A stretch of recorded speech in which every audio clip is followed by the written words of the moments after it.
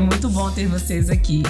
Vocês já sabem, né? Mas não custa lembrar que esse é um podcast especialmente direcionado a nós, mulheres, né? Com entendimento de que a vida vem sim, né, Lara, com manual de instrução. Isso aí, Pri. Tudo bem? Eu tô bem, e você? Tudo ótimo. Você cria expectativas? Pri, tem um ditado que fala assim: eu prefiro criar um jumento do que criar expectativas. Você já ouviu? Que louco, né? Não é? Mas a verdade é que sem expectativas não existe vida. Se a gente não tiver expectativa, eu acho assim, você não sai nem da cama pra escovar o dente.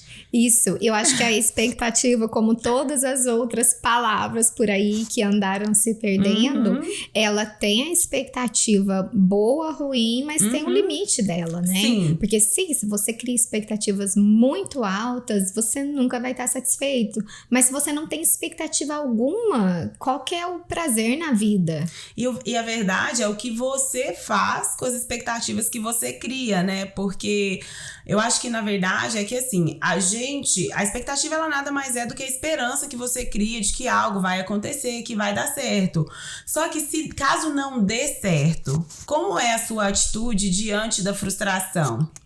Muito bom essa explicação que você deu, porque essa expectativa, então, ela está sendo criada de dentro para sua vida e não colocar expectativas em outras pessoas. Eu acho que é aí que começa um problema. Sim, sim. E quando a frustração vier, é sobre a gente entender que a frustração veio das expectativas que nós criamos. Então, é onde você colocou a barra ali das suas expectativas, é daí que vem a frustração, né? Então, é como você vai lidar e tá tudo bem. É porque eu acho que, na verdade, volta para aquela coisa da vulnerabilidade e de como a gente lida quando as coisas não saem da maneira que a gente esperou, né? Tá tudo bem não ter saído, sabe?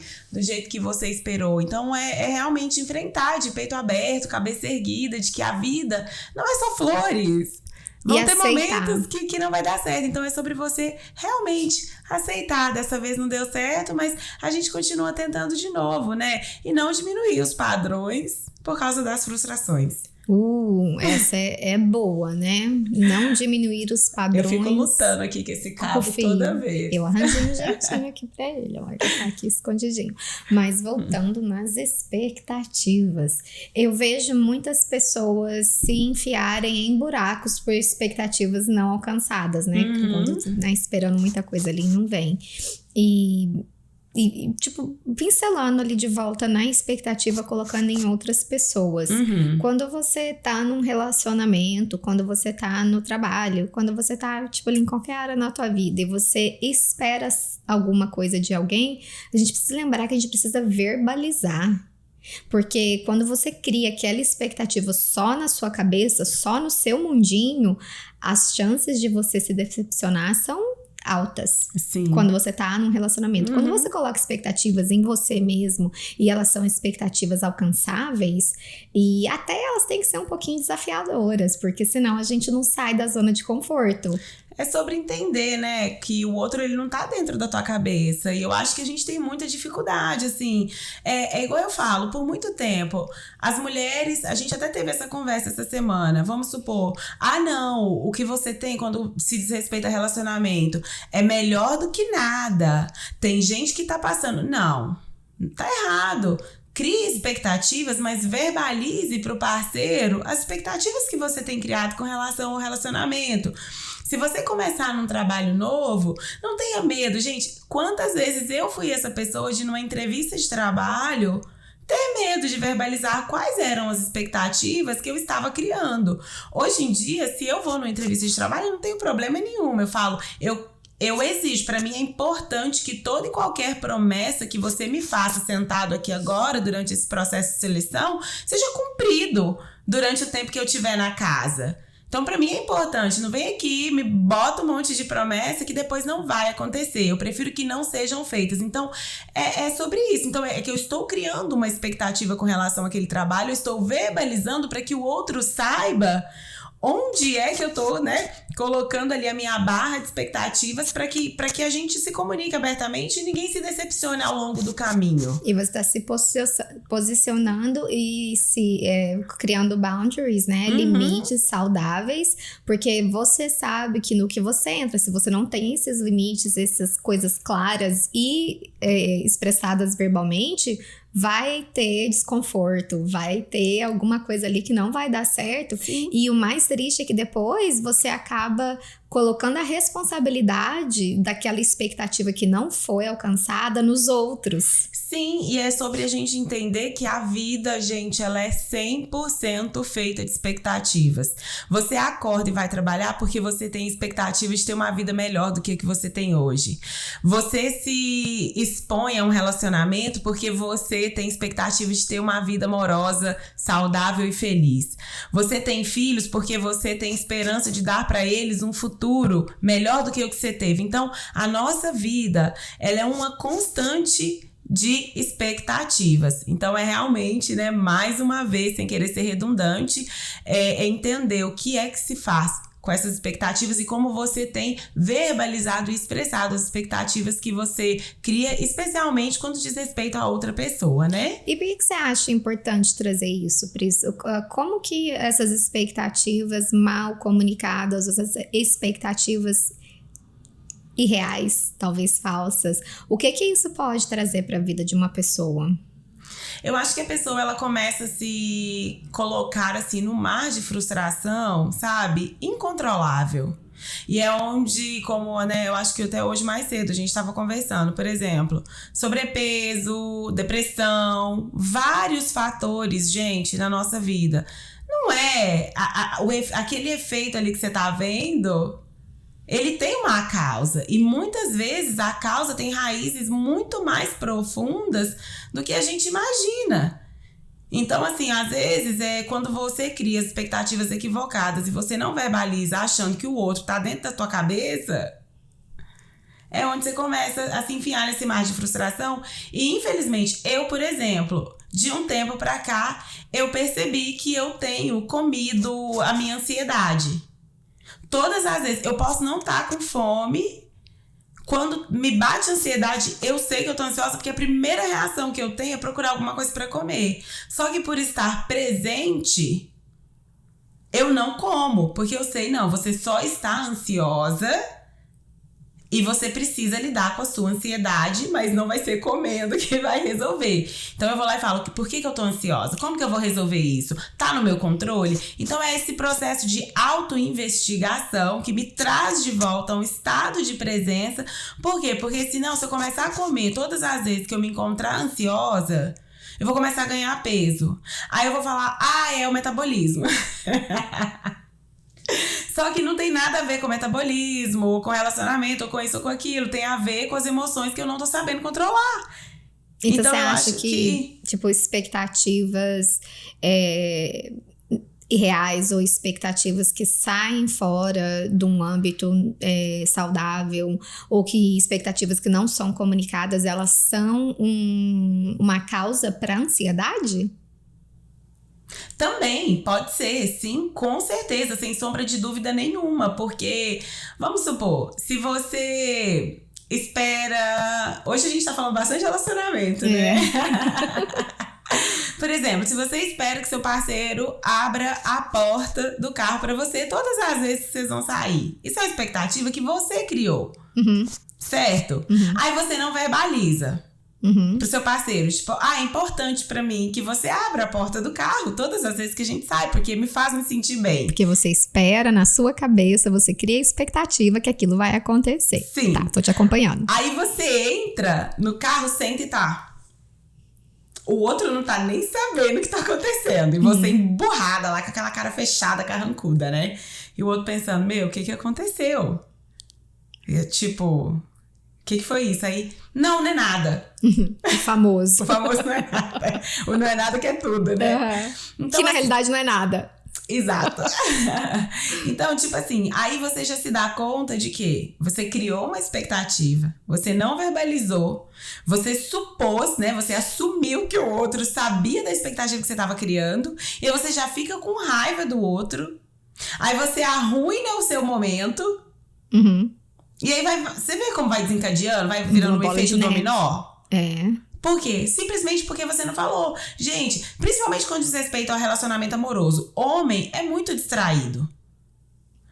Eu acho que eu até teve um episódio que você deu exemplo, que eu acho que o pastor Cláudio Duarte falou, né? Que a mulher dele botou lembretes, porque é importante pra ela receber presente. Então, assim, você lembra a pessoa.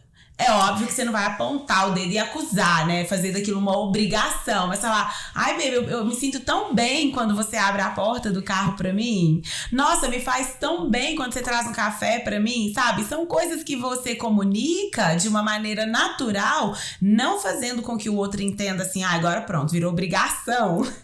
Sim, da onde que a gente aprendeu que o outro tinha que ler a mente da gente? Porque você vai olhar... Todo mundo é muita gente, né? Mas muita gente, muita mulher, tá muito homem, muitas pessoas vivem assim. Tem tanto problema de comunicação aí que poderiam ser resolvidos com uma simples palavra, tipo um simples, fulano, isso, ponto. Mas não, mas a gente tem o quê? Medo de rejeição? Medo de se posicionar, medo de não ser aceito, de ser renegado, de não ser parte de um grupo. Eu acho que isso pode vir também, é igual a minha sobrinha, tá com 1 ano e meio e ela tá na fase do não, né? Descobriu que ela é um ser humano e que ela pode falar não. E eu acho que isso, olha pra você ver, eu até tava conversando com a minha irmã e conversando com uma amiga ontem, porque a filha dela acabou de fazer 2 aninhos, então tá mais ou menos na mesma fase que a Mariana. E aí a gente tava falando assim, a importância dos pais encorajarem os filhos a dizer não. Eu acho que é por isso, porque a gente aprendeu... Lembra quando a tua mãe, você não queria sorrir pra visita e sua mãe, você dá um sorriso pra visita. Seja cortês com a visita. Faz isso. Ah, não quero. Quer sim. Então a gente aprendeu... Por quê? Não tem porquê. Não tem porquê. Eu tô falando e pronto. A gente aprendeu a reprimir as nossas emoções e aquilo que a gente realmente queria, pelo fato de que a gente era obrigado a fazer. Então, agora a Mariana, por exemplo, tá numa fase que às vezes eu ligo a minha irmã, vem filha, falar com a titia. E eu acho tão linda ela, não quero. E a titia é adulta o suficiente pra não levar pro lado pessoal. E pra encorajar a minha irmã, não força ela. Eu não quero que force. É igual quando a pessoa força a criança a tirar uma foto. A criança não tá querendo ficar no colo do outro pra tirar uma foto. E o pai, sorri, vai no colo do fulano. Não, a criança não quer. E tá tudo bem. Então, é sobre encorajar, assim, desde a idade, né, dos primórdios ali, da vida da criança. Ah, tá tudo bem falar não. E sim, você precisa expressar o que você tá sentindo. E essa já é até uma resposta do porquê que as pessoas não têm expectativa de vida, ou não têm objetivos, não têm sonhos. Porque já foram podadas desde tão pequenininha, né? E é uma coisa consciente, os pais não sabem, né? Pelo menos não sabiam, hoje a nossa geração tem muito mais conhecimento, mas quando você tá podando a criança, você tá podando ela de sonhar. Sim. E quando você não sonha, você não tem objetivo, você não tem expectativa de vida, você vai viver no piloto automático. E eu acho que quando você faz isso, você tá inibindo a criança de criar as próprias expectativas, porque ele tem que viver uma vida voltada a suprir as expectativas do pai, porque o pai espera que ele sorria, seja simpático e extremamente bem educado com a visita. Eu tô lendo um livro, Pri, que tá assim, mind-blowing, que eu já te falei dele, chama Amar e Ser Livre. Eu não consigo pronunciar o nome do autor, Sri Prabem, uma coisa assim. E ele fala, ele te questiona, eu tô no capítulo, ele tá questionando o porquê que você quer ter filhos. Tipo assim, por que pessoas têm filhos? Seria, ele até fala que ter filhos pode ser um dharma, um karma, na vida da pessoa, mas assim, também ou você vai com o flow, né, você continua seguindo o que a sociedade tá fazendo, você simplesmente vai ter filho, ou você vai ter filho pra suprir as necessidades que você não teve. Sim. Você vai ter um filho pra fazer por ele o que você não teve, e é muito complicado, porque apesar de ser um motivo muito lindo, aquela é uma outra pessoa. Sim. E você tem que ter responsabilidade por aquela outra pessoa, né?